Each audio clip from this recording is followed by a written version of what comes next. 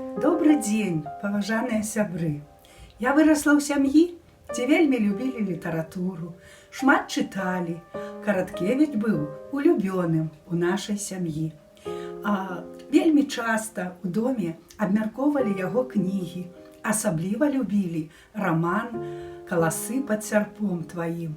А я, як будучая, напэўна, паэтэса, любіла вершы. І зараз я пачытаю вам верш Уладзіміра Караткевіча, які найчасцей гучаў у нашым доме.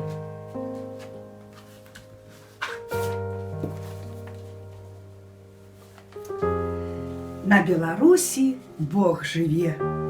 На Беларусі Бог жыве. Так кажа мой просты народ. Тую праўду сцвярджае раса ў траве і адвечны зор карагод. Тую праўду сцвярджае упартасць хваль і продкаў запавет, і мовы залатая сталь, і нашых дум сусвет. Тую праўду сцвярджае усё зноў і зноў, усім лёсам, няхай спакваля, у хмарах дубоў, у вясёлках агнёў, купацкая наша зямля. І няхай давядзе мяне іншая кроў, што брашу, як сабачы сын. А няма нідзе вярнейшых сяброў і прыгажэйшых жанчын.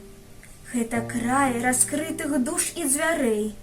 Гэты край твой дом і сабор. У нас 20 з лішнім тысяч рэк, 11 тысяч азёр. Нам ёсць што піць, падмосткаў лічым, палі свае акрапіць. А як давядзе, то ёсць нам дзе і ворага ўтапіць. І тая памяць жыве не ў царкве, а ў кожнай жыве галаве. На Беларусі Бог жыве, і хай сабе жыве. І калі ён шле на нас кару і гнеў, ну што ж, мы з ім свае. У вяршыні самых гонкіх дрэў маланка з неба б'е. У вяршыні маленькіх і ніцых дрэў маланка ніколі не б'е.